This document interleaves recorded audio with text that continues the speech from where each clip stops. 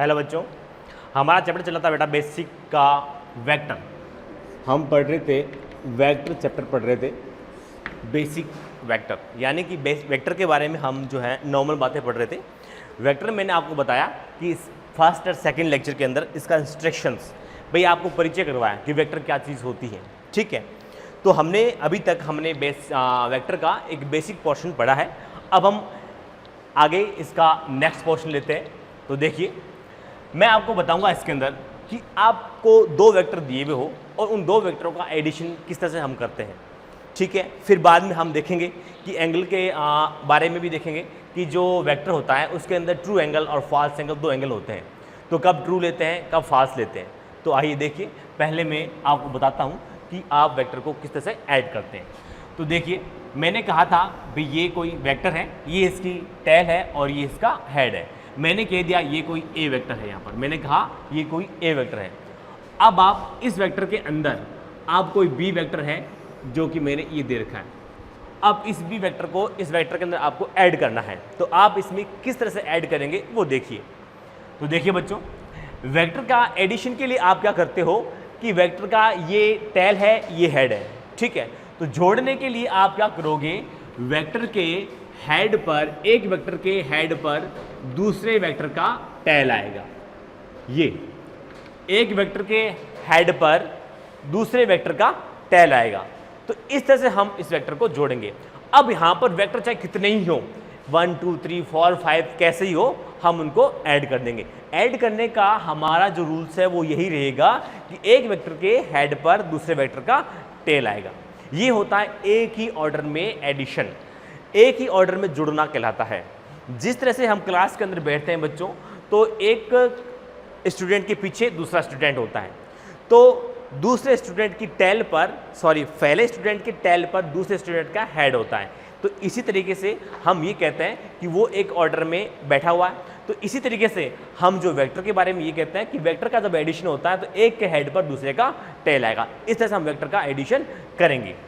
अब देखिए, मैंने कहा कि भाई मेरे पास यहाँ पर ये वेक्टर है। ठीक है, मैंने कह दिया भैया मेरे पास 3 वेक्टर हैं, तो मैं इनका एडिशन ऐसे करूँगा, ये ऐसे। मैंने कहा ए वेक्टर है, ये बी वेक्टर है, ये और ये सी वेक्टर है। तो ये है, हम इसका एडिशन कर रहे हैं। ठीक है, अब इसमें एक चीज़ और आती है कि एक ऑर्डर में जुड़ना। ठीक है, ये तो समझ में आ गई बात है। लेकिन अगर मैं ये कह दूं कि एक लाइन जो होती है या एक वेक्टर जो होता है वो उसके ऑपोजिट ऑर्डर में जो है वो ऐड होता है। कैसे, देखिए, जैसे कि मैंने यहाँ कहा कि यहाँ पर मैंने ये कह दिया कि ये इसका ऑर्डर है यूँ। ठीक है, ये इसका ऑर्डर है इस तरह से। अब मैं इसका ऑपोजिट ऑर्डर जो लेता हूँ वो ये लेता हूँ, ये इसका ऑपोजिट ऑर्डर है। तो यहाँ पर ये जो ऑपोजिट आ रहा है वो क्या होगा, वो इन दोनों वेक्टर के रिजल्टेंट को शो करेगा। दोबारा बोल रहा हूँ, ए वेक्टर है, बी वेक्टर है, एक ही ऑर्डर में ऐड हुए हुए हैं। अब ये थर्ड वेक्टर जो आ रहा है ये ऑपोजिट ऑर्डर के अंदर आ रहा है, तो इसका मतलब ये जो है ये इन दोनों के रिजल्ट को शो करेगा। तो ये इसका रिजल्टेंट है। तो मैं इसके बारे में लिख सकता हूँ यहाँ पर r vector is equal to a vector plus का बी वेक्टर। ठीक है, तो यहाँ पर ऑपोजिट ऑर्डर में आने वाला जो होता है वो उसके रिजल्टेंट को शो करता है। बाकी वेक्टर का एडिशन जो होता है वो हम यहाँ पर, अगर मैं यहाँ पर इसको यूँ लूँ, जैसे कि मैंने ले लिया यहाँ पर ए वेक्टर और ये बी वेक्टर और ये ले लिया मैंने यहाँ पर सी वेक्टर। यहाँ पर मैंने वेक्टर को इस तरह से लिया है। तो यहाँ पर बच्चों ये जो आ रहा है थर्ड वेक्टर, ये इसके ऑपोजिट ऑर्डर में नहीं आ रहा है। ऑपोजिट ऑर्डर में नहीं आया, इसका क्या मीन्स हुआ, इसका मीन्स ये हुआ कि ये जो है रिजल्टेंट को शो नहीं कर रहा है, क्योंकि रिजल्टेंट को शो करने के लिए इसको ऑपोजिट ऑर्डर में इसमें ऐड होना पड़ेगा, जबकि ये यहाँ पर ऑपोजिट ऑर्डर में ऐड नहीं है, वो एक ही ऑर्डर में ऐड है। तो एक ही ऑर्डर में ऐड है, इस कारण ये इसके रिजल्ट को शो नहीं करेगा। तो मैं इसको यहाँ पे क्या लिख सकता हूँ, तो मैं इसको लिखूंगा ए वेक्टर प्लस का बी वेक्टर और प्लस का सी वेक्टर। ठीक है, चूंकि देखो ये यहाँ से स्टार्ट हुआ है, वापस यहीं पर ही आया है, इसका मीन्स क्या हुआ, इसका मीन्स हुआ इसका डिस्प्लेसमेंट कितना, इसका 0। ए व्यक्ति जो है यहाँ से चला वापस यहीं पर पहुँच गया, तो इसका डिस्प्लेसमेंट कितना हुआ, 0 हुआ। तो आप लिख दोगे ये कितना हुआ, 0। ठीक है, इसके ऊपर आप वेक्टर लगा सकते हो, कोई दिक्कत नहीं है। ठीक है, क्योंकि ये नल वेक्टर हो गया बेटा। अब देखिए यहाँ पर हमने इसको ऐसे देखा। अब मैं इसके अंदर कर लेता हूं बेटा, यहां पे देखिए, ठीक है, ये मैंने डी वेक्टर ले लिया है, फिर मैंने यहां पर सी वेक्टर ले लिया है, सॉरी ई वेक्टर ले लिया है। तो इसको मैं क्या लिखूंगा, इसको भी मैं ऐसे लिखूंगा, ए वेक्टर प्लस में बी वेक्टर प्लस में सी वेक्टर प्लस में डी वेक्टर प्लस में ई वेक्टर, और ये कितना हो जाएगा, 0 हो जाएगा। क्योंकि ये यहाँ पर क्या है, एक ही ऑर्डर के अंदर है, स्टार्टिंग यहाँ से की और फिनिशिंग भी इसने यहाँ से किया, तो इसका मतलब इसका डिस्प्लेसमेंट कितना हुआ, 0 हुआ। तो हम इसको ऐसे लिख सकते हैं। तो यहाँ पर इस तरह से हम वेक्टर का एडिशन करते हैं। वेक्टर का एडिशन करने के लिए सबसे अहम बात ये होती है कि उसके हेड पर क्या आना चाहिए, टेल आना चाहिए, तभी वेक्टर का एडिशन होता है। फिर देखिए, अगर एक अपोजिट ऑर्डर के अंदर कोई आती है लाइन, तो ये अपोजिट ऑर्डर वाली जो लाइन होती है ये इसका रिजल्टेड को शो करती है, इसके परिणामी को शो करती है यहाँ पर, ठीक है। अगर मान लो ये तीनों साइड्स हैं, ये आप कह सकते हो बेटा ये तीनों वेक्टर हैं, वो एक ही ऑर्डर के अंदर हैं, ठीक है। जब एक ही ऑर्डर में हो तो इनका टोटल कितना होता है बेटा, 0, वेक्टर सम कितना होता है इसका, 0 होता है, क्योंकि इसका जो डिस्प्लेसमेंट कितना हुआ, 0 हुआ, इसका यहाँ पर 0 हो जाएगा। अब देखो, मैं यहाँ पर खूब सारी साइड ले लेता हूँ, 1 2 3 4 एंड ये 5, ये मैंने लिया ए वेक्टर, ये लिया बी वेक्टर, और ये लिया सी वेक्टर, ये लिया मैंने डी वेक्टर, और ये लिया मैंने ई वेक्टर। यहाँ पे मैंने खूब सारे वेक्टर ले लिए। तो यहाँ पे आप क्या देखोगे, यहाँ पे ये देखोगे कि सर देखो ये तो है एक ही ऑर्डर के अंदर, लेकिन ये यहाँ पर अपोजिट ऑर्डर के अंदर है। इसका मतलब क्या हुआ, इसका मतलब ये हुआ ये जो है इसके रिजल्टेड को शो कर रही है, ठीक है। तो इसको मैं यहाँ पे कैसे लिखूंगा, तो इसको मैं यहाँ पे लिखूंगा A vector B vector C vector plus का D vector and equal to बेटा क्या, ई, ये लिखूंगा बेटा इसको मैं। या मैं इसको एक अलग तरीके से भी लिख सकता हूं। कैसे लिख सकता हूं, देखो, ए वेक्टर प्लस का बी वेक्टर प्लस का सी वेक्टर प्लस का डी वेक्टर और ये माइनस का ई वेक्टर, क्योंकि ये ऑपोजिट ऑर्डर के अंदर है। इस ऑर्डर को आप प्लस लेते हो तो इस ऑर्डर को क्या लोगे, आप माइनस लोगे, या फिर आप यूं भी कर सकते हो कि इसको आप इधर लेके आइए, क्योंकि दोनों यहाँ पर क्या है, इक्वल है। तो यहाँ पर इसमें माइनस करेंगे तो कितना आएगा, टोटल 0 वेक्टर आएगा। तो यहाँ पर ये 0, तो इसको हम ऐसे भी लिख सकते हैं यहाँ पर, ठीक है। तो यहाँ पर इस तरह से आप जो है वेक्टर का जो एडिशन है वो हम इस तरह से करते हैं। आगे हम और भी पढ़ेंगे, पैरेललोग्राम पढ़ेंगे और ट्रायंगल पढ़ेंगे कि हम उसमें किस तरह से एडिशन करते हैं, लेकिन हमारा बेसिक तरीका जो है ये रहेगा। अब देखिए, यहाँ पर आप देखेंगे एक चीज़ और आती है, जब हम ट्रायंगल पढ़ेंगे तो वहाँ पर कोई ना कोई एक एंगल आएगा, ठीक है। तो एंगल जब आता है तो यहाँ पर एक वेक्टर के अंदर एक थोड़ा सा लोचा होता है।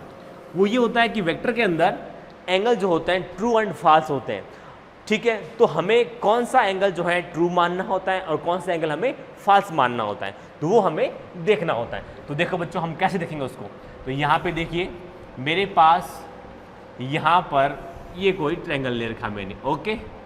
ये ए वेक्टर है, ये बी वेक्टर है, ये अपोजिट जा रहा है, तो ये इसका रिजल्टेड है यहाँ पर, ठीक है। तो देखिए, अब यहाँ पर ये जो मेरे पास ट्रायंगल बना हुआ है, इसके यहाँ पर 3 एंगल बन रहे हैं बेटा, ठीक है। तो देखिए कौन कौन से बन रहे हैं, एक तो ये एंगल बन रहा है, ठीक है, और एक एंगल ये बन रहा है और एक एंगल ये बन रहा है। तो इसमें से ट्रू कौन सा है और फॉल्स कौन सा है, तो सुनिए बात को। वेक्टर के अंदर कहते हैं कि ट्रू एंगल वो होता है, ट्रू एंगल कौन सा होता है बेटा, अगर टेल से टेल कोई एंगल हो, क्या हो, tail to tail, tail to tail, पूंछ से पूंछ पर कोई एंगल हो, तो वो कैसा होता है, ट्रू एंगल होता है, ठीक है।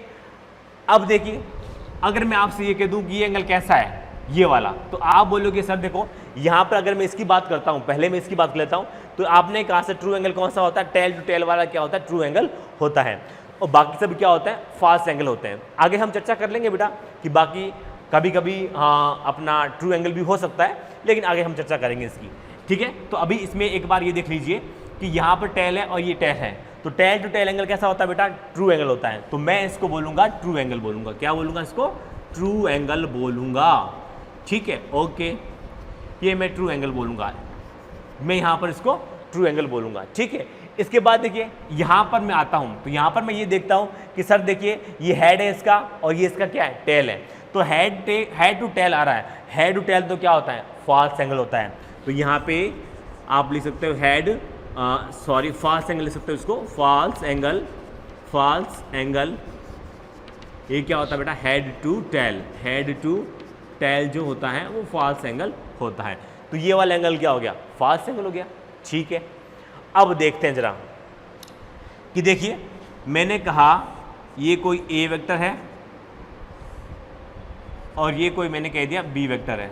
ठीक है, तो ये वाला एंगल दे दिया आपको थीटा यहाँ पर। ठीक है, तो अब बताओ ये वाला एंगल ट्रू है या फॉल्स है। तो मैंने कह दिया सर देखो आपने हमें बताया था कि यहाँ पर हेड टू टेल आ रहा है, तो हेड टू टेल जो एंगल आता है वो एंगल जो होता है वो फॉल्स एंगल होता है। ठीक है, तो ये तो फॉल्स एंगल है। अब जब एंगल फॉल्स है तो हम फॉल्स एंगल नहीं लेंगे, हम ट्रू एंगल लेंगे। लेकिन सर ट्रू एंगल कैसे ले, क्योंकि यहाँ तो हमें ये दिया हुआ है। तो देखो बच्चों, ट्रू एंगल के लिए क्या करते हैं हम क्या करते हैं कि अगर एंगल जो है वो टेल टू टेल हो तो वो कैसा एंगल होता है, ट्रू एंगल होता है। ठीक है, तो आप क्या कीजिए, इस वेक्टर का शिफ्टिंग कर दीजिए। वेक्टर को शिफ्ट कर सकते हो आप, तो आप इसको यहाँ ले आइए। भाई ला सकते हैं, वेक्टर की शिफ्टिंग कर सकते हैं। मैंने आपको लास्ट प्रीवियस लेक्चर जो है उसमें आपको बताया था कि यहाँ वेक्टर की शिफ्टिंग हो सकती है।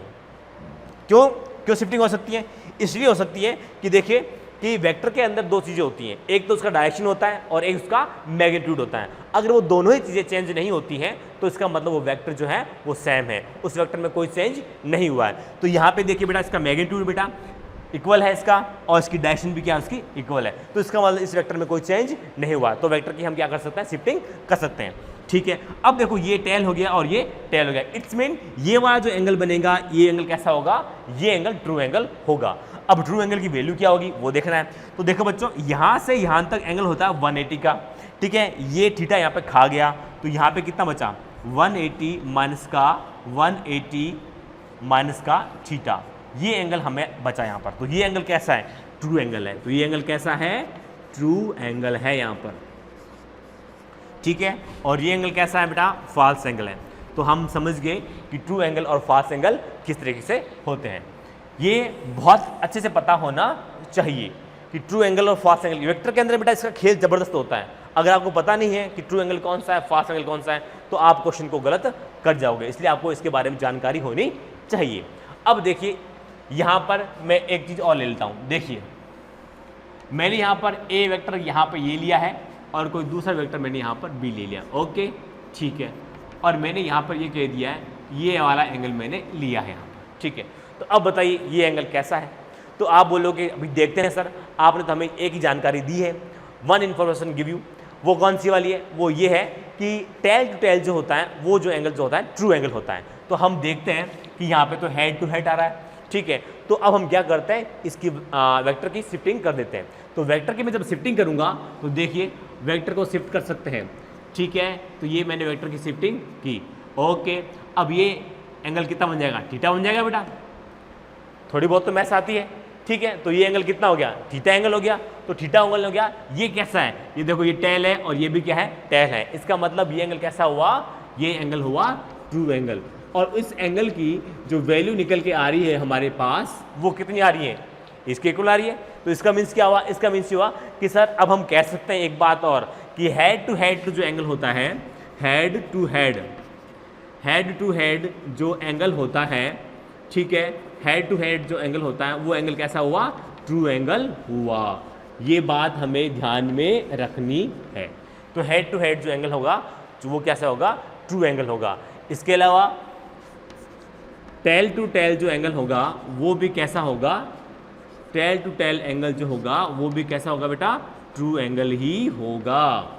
ठीक है, उसके बाद देखिए अगर मैं कहता हूँ बेटा टेल टू हेड कह दूँ या हेड टू टेल कह दूँ, टेल टू हेड कह दूँ, ठीक है, और या फिर मैं कह दूँ हेड टू टेल या मैं कह दूँ हेड टू टेल, कुछ भी हो तो इन दोनों केस में जो एंगल आएगा क्या बनेगा, फॉल्स एंगल बनेगा।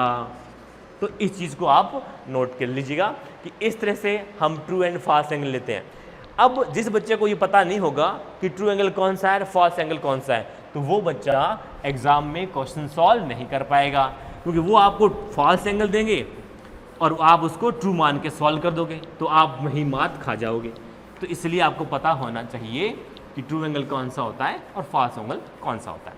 अब देखिए आगे, अब हम वेक्टर एडिशन का एक ट्रायंगल लॉ होता है वो हम पढ़ेंगे। बहुत प्यारा लॉ है बेटा, ठीक है। तो देखिए यहां पर triangle law of vector, triangle law of vector. तो देखिए बेटा ट्रायंगल लॉ ऑफ वेक्टर क्या होता है, समझना बात को।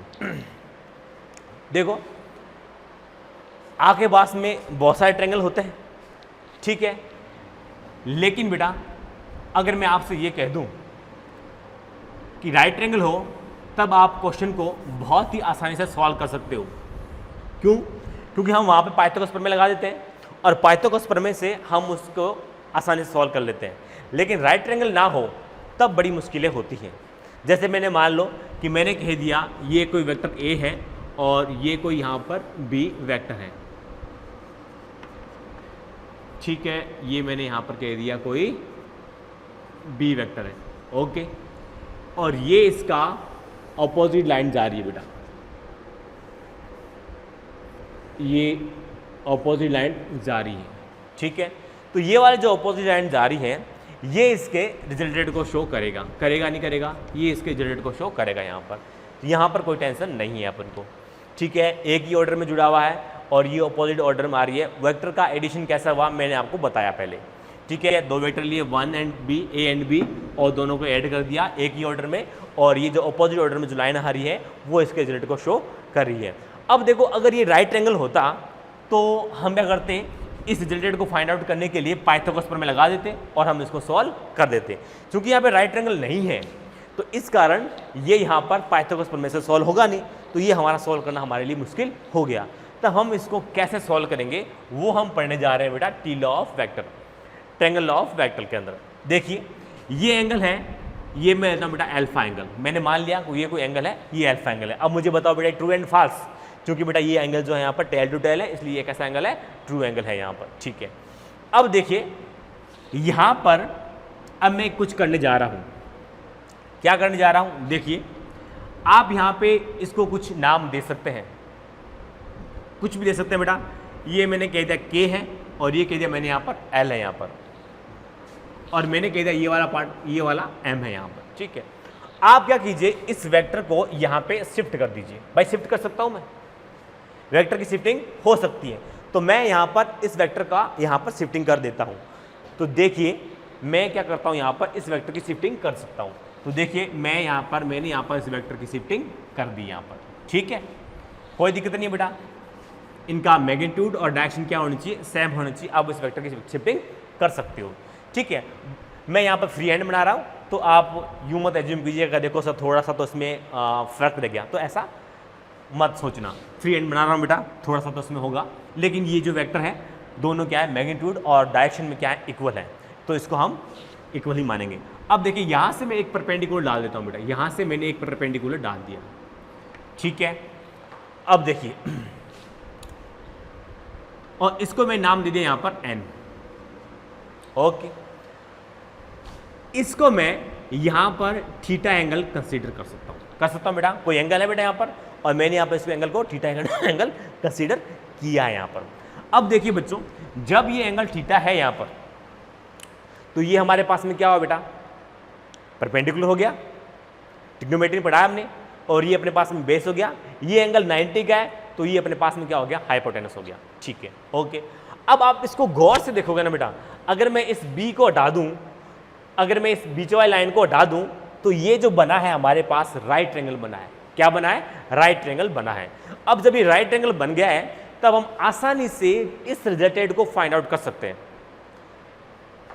बस हमें अगर ये साइड पता हो और ये साइड पता हो, इन दो साइड की अगर वैल्यू हमें पता हो, तब हम यहाँ पर इस r की जो वैल्यू है, इस रिजल्टेड की जो वैल्यू है, वो हम आसानी से इसको फाइंड आउट कर सकते हैं, कहीं कोई दिक्कत नहीं रहेगी, ठीक है। चलो तो इसको सॉल्व करने के लिए हम क्या करते हैं बेटा, पहले फर्स्ट इस साइड का पता लगाते हैं, फिर ये साइड कितनी है ये पता लगाते हैं, और उसके बाद हम पाइथागोरस प्रमेय लगाएंगे, और पाइथागोरस प्रमेय लगा करके इस साइड को लिया, इस साइड को लिया, और फिर हमने रिजल्टेड को फाइंड आउट कर सकेंगे। तो देखिए हम यहाँ पर, मैं इसकी बात करता हूँ बेटा। तो देखिए मुझे ये पता लगाना है, तो ये पता लगाना है, और ये साइड मेरे पास में है, तो देखिए आपके पास में बेटा कितना है, ln जो है ये वाला थीटा है, तो ये क्या अपने पास में परपेंडिकुलर है, ये परपेंडिकुलर है, और ये अपने पास में बेटा क्या है, बेस है, ये क्या है बेस, और ये अपने पास में क्या है, हाइपोटेनस है। ओके, तो देखिए आप ये पता है, सॉरी ये पता है और ये पता लगाना है हमें। तो आप यहाँ पे क्या देख सकते हो, आप यहाँ पे ये देख सकते हो कि सर हाइपोटेनस है और अपने पास में क्या है, बेस है। हाइपोटेनस और अपने पास में बेस है, दो चीज़ें अपने पास में हैं, एक तो अपने पास में बेस है और एक अपने पास में सॉरी बेस है और अपने पास में क्या है, हाइपोटेनस है। बेस और हाइपोटेनस से हमारे पास में क्या निकल के आएगा वो चीज़ हमें यहाँ पर देखनी है। तो देखिए यहाँ पर मैं यहाँ पर लिखता हूँ, यहाँ पर देखिए यहाँ पर बेस अपने पास में कितना बेटा, बी है, अपने हाइपोटेनस कितना अपने पास में, बी वेक्टर है, बी है। जब इसका देखिए अगर ये यहाँ पर वेक्टर बी है तो मैं इसके मैग्नीट्यूड को आप बी लिख सकते हो, ये यहाँ पर ए वेक्टर है तो इसके मैग्नीट्यूड को आप ए लिख सकते हो, कहीं कोई दिक्कत नहीं है। तो मैं यहाँ पर मैग्नीट्यूड फॉर्म में ही लिख रहा हूँ, तो यहाँ पर बी है और ये अपने पास में कितना है बेटा, बेस ln है। आप देखिए बेस अपॉन हाइपोटेनस, सॉरी ये अपने पास में हाइपोटेनस है और हाइपोटेनस अपॉन में बेस, ठीक है। तो हाइपोटेनस अपॉन में जो बेस होता है वो अपने पास में क्या होता है बेटा, कॉस थीटा होता है, क्या होता है, कॉस थीटा होता है, ठीक है। तो यहाँ पर ये क्या बन गया, कॉस थीटा बन गया, ठीक है। अब देखिए यहाँ पर, अब देखिए यहाँ पर आप देखेंगे ये मेरे पास में बेस नहीं, बी फॉर बेस नहीं है बेटा, बी फॉर यहाँ पर हाइपोटेनस है। देखिए ये अपने पास में हाइपोटेनस है ये, और ये अपने पास में कितना बेटा, बेस है यहाँ पर, बेस, ठीक है। तो यहाँ पर आप देखेंगे ये फॉर्मूला लगाएंगे बेटा, ये वाला फॉर्मूला आप लगाएंगे यहाँ पर, ठीक है। अब जब ये फॉर्मूला लगाएंगे तो आप यहाँ पे देखिए ये जो होता है अपने पास में बेस अपॉन हाइपोटेनस, ये क्या होता है बेटा, कॉस थीटा होता है। तो ये क्या होता है, कॉस थीटा होता है। तो आप इसको इस फॉर्म में लिखिए कि आपके पास में निकल के क्या आ जाएगा बेटा, कॉस थीटा निकल के आ जाएगा। तो आप इसको इस फॉर्म में ना लिख करके आप यहाँ पर इसको ये लिखिए बेटा, बेस अपॉन हाइपोटेनस लिखिए बेटा, बेस अपॉन हाइपोटेनस। बेस कितना है बेटा अपने पास में, ln है, और हाइपोटेनस कितना अपने पास में, बी है, और ये क्या बन जाता है बेटा, कॉस थीटा बन जाता है। तो हमारे पास जो ln जो आता है वो कितना आएगा, बी कॉस थीटा निकल के आएगा। तो ln कितना है अपने पास में, बी कॉस थीटा आएगा, ठीक है। तो ये हमने ऐसा ना लिख करके भाई ऐसा लिखा, रीजन क्या है इसका, क्योंकि हमारे पास जो है एंगल बन जाएगा, क्योंकि ये उससे भी हो सकता था बेटा, कॉस का रिवर्स जो होता है वो भी हमें पता है, लेकिन उसका जो है फिर मैथमेटिकल पोर्शन जो है वो बहुत बड़ा लेंथी हो जाएगा, तो इसलिए मैं इसको रिवर्स में नहीं ले रहा। लेकिन आप रिवर्स में भी आप ले करके इसको सॉल्व कर सकते हो, क्योंकि हमें पता है बेटा कि हाइपोटेनस अपॉन में बेस जो होता है वो क्या होता है, लेकिन फिर हमारा जो मैथमेटिकल पोर्शन है वो बहुत लेंथी हो जाएगा, इसलिए आप उसमें ना लेकर के यहाँ पर आप इस क्वेश्चन को साइन और कॉस के फॉर्म में रखिए।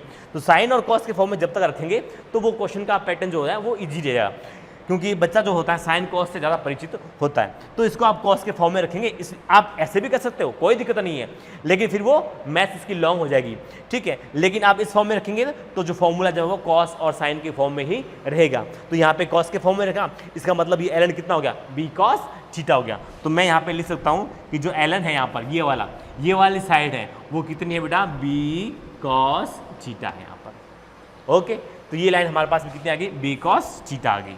अब देखते हैं, मैं इसके बारे में बात करता हूं। तो यहां पे आप क्या देखेंगे, देखो ये अपने पास में परपेंडिकुलर है बेटा mn, ठीक है, ये परपेंडिकुलर अपने पास में mn। तो यहां पे देखिए mn यहां पर परपेंडिकुलर है और हाइपोटेनस अपने पास में कितना बेटा, बी वेक्टर, मैग्नीट्यूड में इसमें इसको, ठीक है। और ये अपने पास में क्या हो गया, ये परपेंडिकुलर और अपॉन में हाइपोटेनस। तो देखिए आप परपेंडिकुलर अपॉन हाइपोटेनस होता है वो क्या होता है बेटा, कॉस थीटा होता है। तो ये अपने साइन थीटा होता है, क्या होता है, ये साइन थीटा होता है, ठीक है। तो ये अपने पास में साइन थीटा हो गया। तो मैं यहाँ पे कह सकता हूँ कि सर फिर इस तरह से mn जो होता है वो बी साइन थीटा हो जाएगा। तो mn कितना हो जाएगा, बी साइन थीटा हो जाएगा। तो यहाँ पर ये वाली साइड जो है हमारे पास निकल के आ गई है बी साइन थीटा, ठीक है। तो यहां तक हमारी बात जो है वो कंप्लीट हो गई है। तो अब देखिए अब कहानी क्या होगी, आगे देखिए। तो अब देखिए हमारे पास जो ट्रायंगल जो बन के आ रहा है वो ये बन गया, अब राइट ट्रायंगल बन गया ये इस तरीके से, और ये इस तरीके से, ये रिजल्टेंट हो गया बेटा आर। ये कितना है बी साइन थीटा, और ये कितना देखो यहां पे देखिए ये ए वेक्टर है, इसको मैं नेगेटिव रूप में लिखना चाहूं तो मैं ए लिख सकता हूं। तो ये साइड होगी ए और ये साइड कितनी होगी बेटा बी कॉस थीटा होगी। तो टोटल जो ये साइड है इसकी लेंथ कितनी हुई ए प्लस बी कॉस थीटा। तो मैं यहां पर लिख सकता हूं इसको ए प्लस बी कॉस थीटा। ठीक है, अब देखिए यहां पर ये एंगल कितना है बेटा अल्फा है। ओके, आप यहां पर एक चीज नोट कर रहे हैं, जो थीटा आया है यहां पर, ये वाला थीटा, ये कौन सा है, ये है वो थीटा। ये वेरी वेरी इंपॉर्टेंट है, ध्यान होना चाहिए इस चीज को, ये चीज ध्यान में होनी चाहिए कि ये थीटा जो लिया है ये कौन सा वाला थीटा है। ये थीटा बेटा ये वाला है, यहाँ पे एंगल ये भी है, ये भी एंगल है, यहाँ पर ये भी एंगल बनेगा। ठीक है, उसका नाम हम कुछ देंगे, लेकिन ये जो थीटा आ रहा है वो ये वाला आ रहा है। और इसमें सबसे इंपॉर्टेंट बात वो ये है कि ये एंगल कैसा है बेटा, ट्रू एंगल है। यहाँ पर क्या है, ट्रू एंगल है। तो यहाँ पे जो थीटा आएगा वो कैसा आएगा बेटा, ट्रू एंगल ही आएगा। तो इसमें ज़्यादा सोचने की बात नहीं है कि भैया ये एंगल कैसा है, ट्रू है या फॉल्स है। तो ये एंगल कैसा है बेटा, ट्रू एंगल होता है। अब देखिए मैं यहाँ पर एक पाइथागोरस प्रमेय लगाता हूँ बेटा। पाइथागोरस प्रमेय से मैं यहाँ पे क्या लिखूँगा बेटा, देखिए a plus b cos theta का square plus b sine theta का होल स्क्वायर। ठीक है, और यहाँ पे आप इसका रिजल्ट लिख रहे हो तो आप इसका मोड लगा सकते हो, वेक्टर हटा सकते हो उसका। ठीक है, अब देखिए यहाँ पे आपने कर दिया, इसको आप स्क्वायर लगा सकते हो, स्क्वायर लगाओगे तभी तो बेटा ये आएगा पाइथागोरस प्रमेय से। ठीक है, फिर आप स्क्वायर हटाओगे तो यहाँ पर अंडर रूट लग जाएगा। बोलो भाई पाइथागोरस प्रमेय लगाइए, हाइपोटेनस का स्क्वायर इजिकल टू, यहाँ पर देखिए ये अपने बेस का स्क्वायर प्लस अपना बेस का स्क्वायर यहाँ पर बन जाएगा ये वाला। ठीक है, और ये अपने पास में क्या है, परपेंडिकुलर का स्क्वायर बन जाएगा। ठीक है, तो इस तरह से हमने हम पर पाइथागोरस प्रमेय जो है वो लगाई है। अब देखिए यहाँ पर मैं इसको खोलता हूँ बेटा, ये किससे खुलेगा, ये ए है और ये बी है, तो ये खुलेगा बेटा A square B square plus 2ab से खुलेगा। ठीक है, तो यहाँ पर इसको खोलने का तरीका A square B square plus 2ab, A square plus B में बेटा ये पूरा जाएगा, तो ये B square cos square theta, okay, plus 2ab, B कितना बेटा बी कॉस थीटा है। ओके, फिर देखिए ये वाला B sine square sine square theta, B square sine square theta अपने पास में आएगा, ये आएगा अपने पास में रिजल्टेड। तो यहाँ पर इस तरीके से A square plus B square cos square theta plus 2ab cos theta B square sine square theta, ये हमारे पास निकल के आ गया है। अब देखिए बेटा आप यहाँ पे आइए, इन दोनों चीज़ों में आइए, तो यहाँ पर बी स्क्वायर कॉस स्क्वायर और साइन स्क्वायर थीटा, यहाँ पर देखिए मैं इसको यहाँ पर ये लिख सकता हूँ b square sine square plus B square cos square theta. तो इसमें मैं क्या कर सकता हूँ, बी स्क्वायर कॉमन ले सकता हूँ, तो मैंने यहाँ पे इसको कॉमन ले लिया। अंदर क्या बचा अपने पास में, sign square theta plus cos square theta, ये अपने पास में बचा यहाँ पर। तो ये क्या होता है बेटा, sign square theta plus cos theta कितना होता है, 1 होता है। तो यहाँ पे जो आया है कितना जाएगा, बी स्क्वायर जाएगा, यानी कि इन दोनों का जब आप एडिशन करोगे तो आपके पास में क्या निकलेगा, बी स्क्वायर निकलेगा यहाँ पर। ठीक है, तो यहाँ पर मैं इसको रब कर रहा हूँ, तो यहाँ पर ये कितना हुआ, बी स्क्वायर हो गया। ठीक है, तो देखिए, तो यहाँ पे देखिए, तो मैं इस रिजल्टेड को लिख सकता हूँ यहाँ पर, ये रूट के अंदर तो है ही बेटा, अंडरस्टूड है। तो यहाँ पे देखिए A square plus B square plus 2ab cos theta, ये अपने पास में आया है बेटा रिजल्टेंट। तो हमारे पास जो रिजल्टेंट निकल के आया है वो ये आया है। अब देखिए किसी भी वेक्टर का जो रिजल्टेंट होता है, किसी भी वेक्टर का अगर आप रिजल्टेंट निकालते हो, चाहे वो कोई सा भी ट्रायंगल हो, चाहे राइट ट्रायंगल हो या चाहे किसी दूसरे तरह का ट्रायंगल हो, ठीक है ना, अपन को आंख मीच करके ये लगाना है, r इजिकल टू बेटा A square plus B square 2ab cos theta, और ये अंडर रूट के अंदर यहाँ पर पता होना चाहिए कि ये क्या है, ए यहाँ पर एक साइड है, बी यहाँ पर दूसरी साइड है, और थीटा यहाँ पर ए और बी के बीच का एंगल है। तो देखिए बेटा ये यहाँ पे कितना है, ए तो है बेटा यहाँ पर, ये ए तो है बेटा यहाँ पर, ये साइड ए तो है और बी ये है, तो दोनों के बीच का एंगल कितना है, थीटा है। दूसरी बात कि ये जो एंगल आ रहा है, ये एंगल कौन सा आ रहा है, ट्रू एंगल आ रहा है। तो यहाँ पे आपको सोचने की जरूरत ही नहीं है कि यहाँ पे जो एंगल लेंगे वो ट्रू होगा या फॉल्स होगा, ठीक है। तो इस तरीके से हम जो है यहाँ पर आपको किसी भी तरह का ट्रायंगल दिया गया हो, ठीक है, हमें कोई मतलब नहीं कौन से टाइप का ट्रायंगल है वो, आप यहाँ पर ये लगा सकते हो रिजल्टेड का formula r=a²b² 2ab + cos theta, ये लगाइए और आंसर आप जो है वो गेट कीजिए। तो इस तरीके से आप जो है इसको सॉल्व कर सकते हो। इसके आगे भी बेटा एप्लीकेशन है, मैं वो एप्लीकेशन सॉल्व कराऊंगा, बताऊंगा आपको, लेकिन इससे पहले कुछ और इंपॉर्टेंट बात है वो भी मैं आपको बता देता हूं। तो देखिए यहाँ पे बेटा देखो, ये वाला एंगल मैंने लिया है अल्फा, मुझे इस अल्फा एंगल की वैल्यू चाहिए, ठीक है। तो आप इस अल्फा की वैल्यू कैसे निकालोगे, तो बोलोगे सर देखो सर इसके सामने है परपेंडिकुलर और ये है बेस, अगर मैं परपेंडिकुलर अपॉन बेस कर देता हूँ, अगर मैं यहाँ पर परपेंडिकुलर अपॉन बेस कर देता हूँ तो मेरे पास क्या बनेगा, तो देखिए यहाँ पर मैं करता हूँ इसको b sin थीटा प्लस में a + b cos थीटा, ठीक है, और ये अल्फा है। चूंकि ये एंगल बेटा देखिए यहाँ पर ये क्या है, ये परपेंडिकुलर है, ये क्या है, बेस है, तो परपेंडिकुलर अपॉन बेस क्या होता है, tan होता है, तो यहाँ पे क्या बन जाएगा, ये tan अल्फा। तो tan अल्फा की अगर आपको वैल्यू फाइंड आउट करनी हो तो आप इससे इसको फाइंड आउट कर सकते हो। आपसे यहाँ पूछे कि भैया इसकी अल्फा बताओ या डायरेक्शन बताओ इसकी, तो आप यहाँ पर बता सकते हो, ये रिजल्टेड के साथ में डायरेक्शन है, ये रिजल्टेड के साथ में डायरेक्शन निकल के आ रही है, तो रिजल्टेड की जो डायरेक्शन है वो कितना आप इस तरीके से निकाल सकते हो। अब देखिए ये फॉर्मूला गौर कीजिए बना कैसे है, ये फॉर्मूला बना ऐसे है कि देखिए कि जिसके साथ में एंगल है वो यहाँ पर नीचे आता है। ये देखिए बेटा अल्फा जो है ए के साथ में एंगल है तो वो यहाँ नीचे आएगा बेटा, फिर बाद में बची हुई साइड यहाँ आएगी और ये बची हुई साइड ऊपर जाएगी, चूंकि यहाँ पे tan है इसलिए ऊपर साइन आएगा और नीचे कॉस आएगा। ये फॉर्मूला कैसे बना है दोबारा मैं बता रहा हूँ, ध्यान से सुनिएगा। ये फॉर्मूला कैसे बना है, देखो जिसके साथ में एंगल है वो आएगा नीचे, एंगल बेटा के साथ में तो ये आएगा नीचे। बची हुई साइड क्या है बेटा, बी साइड बची हुई है, देखिए बची हुई साइड ये तो है बेटा बी, तो बची हुई साइड इसको मान लो इसको मान लो बेटा, बची हुई साइड यहाँ आएगी, बी है बेटा बची साइड, और बची हुई साइड ऊपर है, क्योंकि tan है इसलिए यहाँ पर ऊपर साइन है नीचे कॉस है, ऐसा ये फॉर्मूला बना है।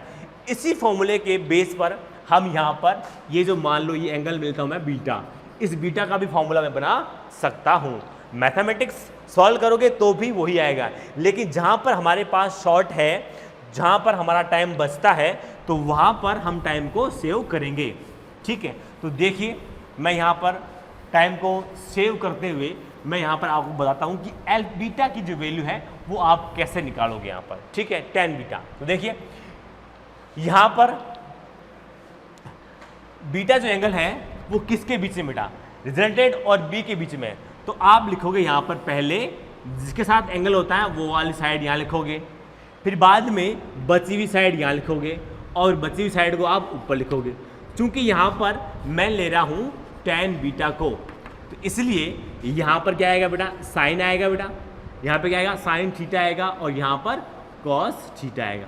तो ऐसे आप tan बीटा का भी फॉर्मूला बना सकते हो।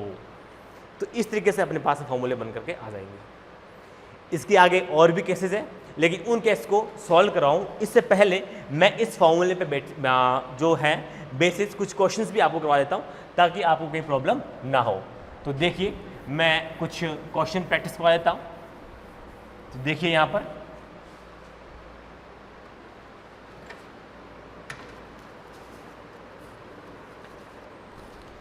तो यहाँ पर कुछ क्वेश्चंस हैं वो भी करवा देते हैं ताकि आपने जो सीखा है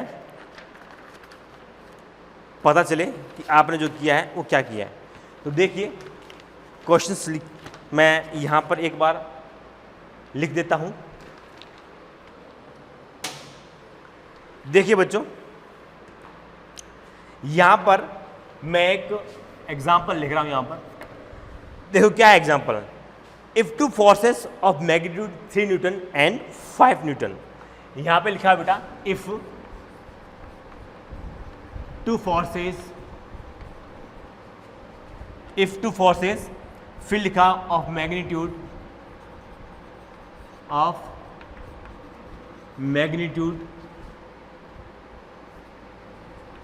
3 न्यूटन एंड 5 न्यूटन। ठीक है, फिर ये बोल रहा है यहां पर acting at an angle 60 degree, acting at an angle 60 degree, 60 degree. ठीक है, फिर क्या बोल रहा है ये, फिर बाद में बोला find the magnitude of resulted force.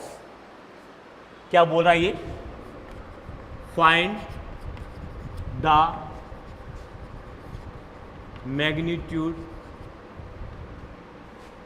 Of resulted force. Resulted force का आपको मैग्नीट्यूड जो है वो फाइंड आउट करना है। देखो बच्चों, क्वेश्चन क्या पूछ रहा है, क्वेश्चन बोल रहा है ये कि if two forces of magnitude 3 Newton and 5 Newton acting at an angle 60 degree.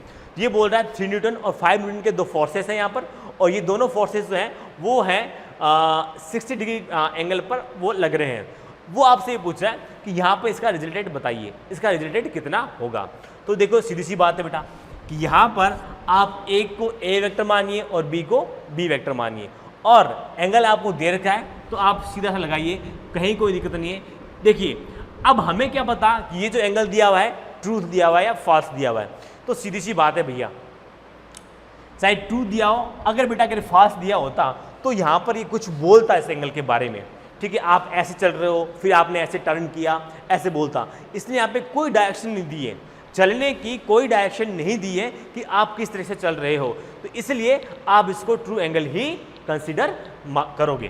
तो यहाँ पर अब आपको रिजल्टेड निकालना है, तो रिजल्टेड के लिए आप कैसे सॉल्व करोगे इसको, वही फॉर्मूला है आपके पास में, r equal to a square plus B square 2ab cos theta, और ये लगाया आपने अंडररूट को मत भूलिएगा। ठीक है, अब देखिए यहाँ पे 2 फोर्सेज हैं, तो मैं मान लेता हूँ कि a इजिकल टू यहाँ पर 3 न्यूटन और b इजिकल टू यहाँ पे कितना बेटा 5 न्यूटन, और थीटा जो आपने कितना दिया बेटा 60 डिग्री का दिया है, 60 डिग्री का आप उनको एंगल दिया है, तो आप ये वैल्यू यहाँ पर रखिए।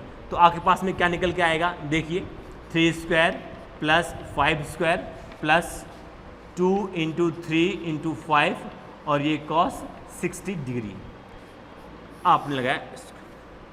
अब इसकी वैल्यू डाल दीजिए आप इसके अंदर, 9 प्लस 25, फिर यहाँ पर 2 इंटू 15, और यहाँ पर cos 60 की वैल्यू कितनी होती है, हाफ होती है, ये हाफ होती है।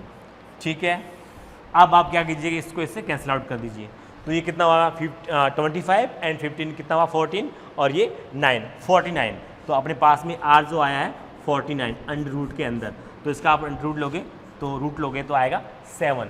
तो ये रिलेटेड जो फोर्स है बेटा, क्योंकि फोर्स है बेटा, फोर्स में फोर्स ऐड करोगे तो फोर्स जाएगा, तो यहाँ पर क्या आएगा बेटा 7 न्यूटन फोर्सेस इसके अंदर आपको मिल जाता है। तो यानी कि इसका रिजल्ट कितना हुआ 7 न्यूटन हुआ। तो देखिए इस फार्मूले का किस तरीके से इसका यूज हुआ है, तो यहाँ पर आप इसको अच्छे से सॉल्व कर सकते हो। बस आपको ट्रायंगल लॉ का ये जो है अपना रूल्स है वो आपको ध्यान में होना चाहिए, और आपको हर एक चीज़ पता होनी चाहिए कि ये जो एंगल है वो एंगल कौन सा है, ट्रू एंगल है।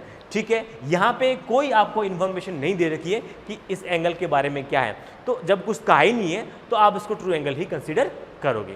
तो देखते हैं अब हम इसी का बेटा एक नेक्स्ट क्वेश्चन है वो और सॉल्व कर लेते हैं। बहुत ही अच्छा क्वेश्चन है, क्योंकि इसमें आपको यहाँ पर कुछ बातें हैं वो बताई गई है। तो देखिए बेटा, फॉर्मूला अपना यही रहेगा। देखिए क्वेश्चन क्या है, थोड़ा सा इससे हटकर है, हल्का सा हटकर है बेटा, बाकी बेसिक कॉन्सेप्ट जो है, इसका जो बेस है वो यही रहेगा, बस हल्का सा इसके अंदर कुछ है, अलग है थोड़ा सा। देखिए बेटा, ये बोलता है कि ए पर्सन वॉक्स 12 मीटर। क्या बोल रहा है ये, यहां पर ये बोल रहा है बेटा ए पर्सन वॉक्स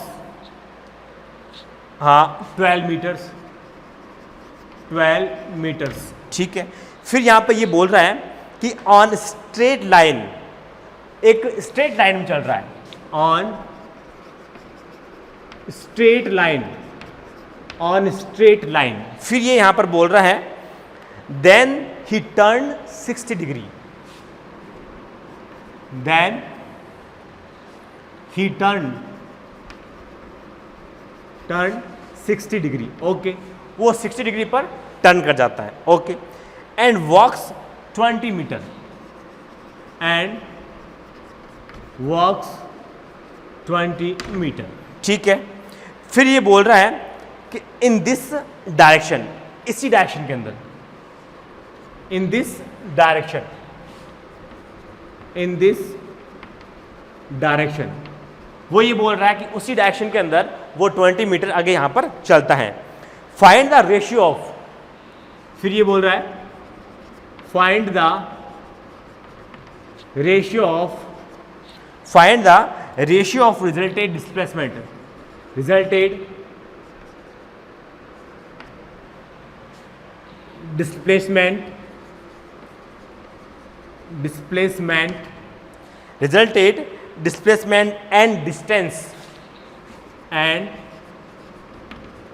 डिस्टेंस, फिर लिख रहा है बेटा covered by the person, covered by the person, by the person, okay. ये हमारा क्वेश्चन है और इस क्वेश्चन में हमें क्या बातें बोली गई है वो ध्यान से समझो।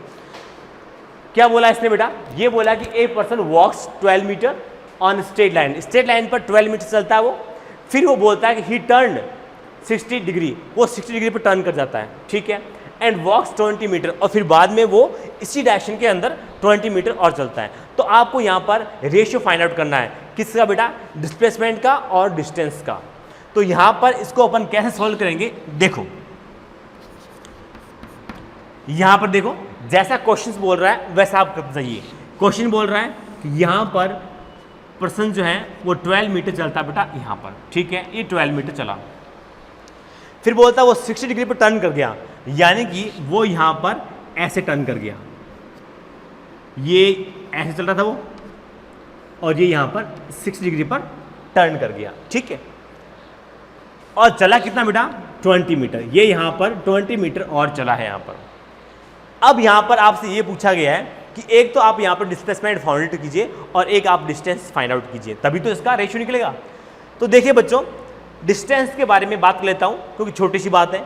डिस्टेंस क्या होती है, लेंथ ऑफ पाथ, पथ की जो लंबाई होती है वो क्या होती है, डिस्टेंस होती है। तो सीधी सी बात है सर, पहले यूँ चला फिर यूँ चला, इन दोनों को आप ऐड कर दीजिए।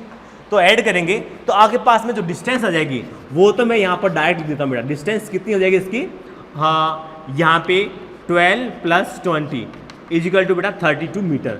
ये अपने पास में डिस्टेंस निकल के आ गई है। ये क्या होती है, length of path, length of path, ठीक है। ये मैंने यहाँ पर लिख दिया इसको, लेंथ ऑफ पाथ, सिंपल है बेटा। अब देखो मुझे डिस्प्लेसमेंट चाहिए, तो डिस्प्लेसमेंट तो क्या होता है बेटा, डिस्प्लेसमेंट तो ये होता है, तो डिस्प्लेसमेंट तो इसका ये होता है, तो ये हमें फाइंड आउट करना है। अब देखिए, अगर आपके पास ट्रायंगल लॉ नहीं होता तो आप इसको सॉल्व ही नहीं कर पाते, क्योंकि आपको पता है कि ट्रायंगल चाहे कोई सा हो, चाहे राइट ट्रायंगल हो या किसी दूसरे तरीके का ट्रायंगल हो, आप रिजल्टेड को फाइंड आउट करने के लिए आप हमेशा ये फॉर्मूला लगा सकते हो। ये अभी अभी हमने प्रूव किया है, a² + b² 2ab cos theta, ये हमने यहाँ पर अभी अभी इसको प्रूव किया है, ठीक है। तो यहाँ पर ये हम फॉर्मूला लगा सकते हैं। अब बात आती है हम यहाँ पर a क्या लें, b क्या लें और थीटा कितना लें। तो देखो बेटा, थीटा हमें दिया हुआ 60 डिग्री का, ठीक है। अगर मैं बेटा यहाँ पर ये वाला एंगल ले लेता हूँ 120 होगा बेटा, लेकिन ये यहाँ पर टेल है, सॉरी हेड है और ये इसका टेल है। मैं इसको थोड़ा डार्क बना देता हूँ ताकि आपको ध्यान से दिखे, ये इसका हेड है और ये इसका टेल है यहाँ पर, ठीक है। तो ये वाला एंगल तो बेटा फास्ट एंगल हो गया, लेकिन ये देखिए बेटा, इसको आप आगे शिफ्ट कर सकते हो। तो आगे आप शिफ्ट करोगे तो ये टेल हो गया और ये इसका टेल हो गया। तो टेल जो होता है वो कैसा है, ट्रू एंगल होता है। तो यहाँ पर 60 डिग्री जो एंगल होगा वो ट्रू एंगल होगा, फर्स्ट बात, ठीक है। सेकंड बात देखिए आप, सेकंड बात देखिए कि आप a और b ये ले सकते हो 12 और 20, क्योंकि आप जब इसका स्क्वायर करोगे 12 एंड 20 का तो बहुत बड़ा जाएगा बेटा, तो इसीलिए क्या करो आप इसको शॉर्ट कर लो।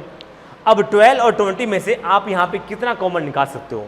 आई थिंक मैं यहाँ पर 4 कॉमन निकाल सकता हूँ। जब मैं इसमें 4 कॉमन निकाल लूँगा तो मेरे पास यहाँ पर कितना बचेगा? 3 आएगा इसका, और ये कितना बचेगा अपने पास में? 5 बचेगा, 3 एंड 5 बचेगा। तो आप यहाँ पे लिख सकते हो उसको ऐसे 3 square plus 5 square plus 2 into 3 into 5, और cos 60 की वैल्यू कितनी होती है? हाफ होती है, तो cos 60 वैल्यू हाफ हो जाएगी यहाँ पर। ठीक है, तो यहाँ पे कितना आएगा? ये आएगा बेटा 7 आएगा। अभी अभी इसको फाइंड आउट किया हमने, देखिए ये फाइंड आउट किया कर रखा है हमने, तो ये कितना 7 है, ये 4 है, तो 4 इंटू 7 कितना है अपने पास में? 28। ये क्या आया बेटा? डिस्प्लेसमेंट आया है। ये क्या है? डिस्प्लेसमेंट आया है। ये हमारे पास में डिस्प्लेसमेंट आया है इन मीटर। ठीक है, अब हम यहां पर इसका रेशियो भी निकाल सकते हैं। रेशियो कैसे निकालेंगे?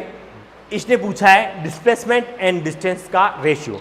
तो देखिए बच्चों, यहां पर पहले का है डिस्प्लेसमेंट, फिर का है डिस्टेंस, तो आप इसी की ऑर्डर में लेंगे। ये अपने पास में डिस्प्लेसमेंट है और ये अपने पास में डिस्टेंस है यहाँ पर। तो देखिए डिस्प्लेसमेंट आया कितना? 28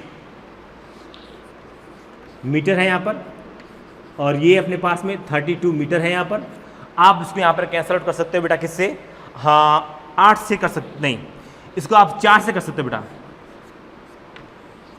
7/8 7/8 मीटर। ये आपके पास में क्या है? इन दोनों का रेशियो आया है, डिस्प्लेसमेंट एंड डिस्टेंस का रेशियो निकल के आया है। तो यहाँ पर नई चीज़ क्या थी कि अगर वो बोले टर्न करे, तो टर्न किया यहाँ पर, तो टर्न करने पर ये एंगल कैसा आया है? एंगल जो आया 60 आया। ये अलग बात है, ये जो 60 एंगल आया है हमारे पास में, ये एंगल ट्रू एंगल आया है यहाँ पर। ठीक है, ये कोई ज़रूरी नहीं है कि यहाँ पे जो आपको एंगल दिया जाए वो ट्रू एंगल ही हो, वो आपको देखना पड़ेगा अकॉर्डिंग टू क्वेश्चंस कि वो कैसे बनता है। अगर वो वहाँ पे ट्रू है तो ट्रू लीजिए, वरना अगर वो फॉल्स है तो उसको आप ट्रू बना करके उसको आप लीजिए। तो इस तरह से हमारे पास का आंसर निकल के आ जाता है। अब देखिए बच्चों, यहाँ पे अगर आपको अल्फा फाइंड आउट करना है तो इस अल्फा की वैल्यू भी आप फाइंड आउट कर सकते हो tan अल्फा का फॉर्मूला लगा करके।